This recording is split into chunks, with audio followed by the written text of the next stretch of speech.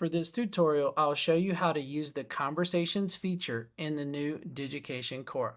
First, you would like to select a Digication activity or assignment in the Canvas course where you need to leave the comments. So the assignments can be in a variety of places, whether it's modules or assignments or definitely in Digication Kora. So you select Digication Kora and then you navigate to the assignment where you need to leave the comments.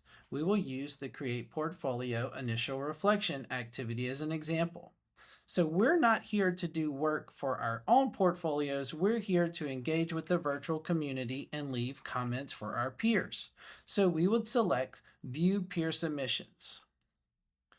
From here, we can see a variety of peers. In the bottom left, we can navigate using the left and right arrows, or we can click a menu to choose the individual student where we would like to make a comment. So we choose the portfolio where we'd like to leave a comment, and in the bottom right, we select the Conversations feature.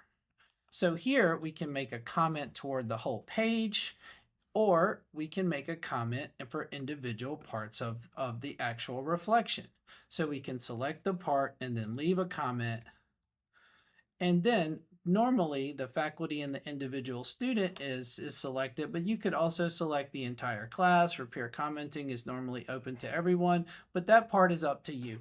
But at least the person where you're leaving the comment needs to be selected. Then you send the comment, and you've just made a comment on someone's portfolio. And if you have to comment on more than one portfolio, then you can choose another portfolio from the list and repeat the process.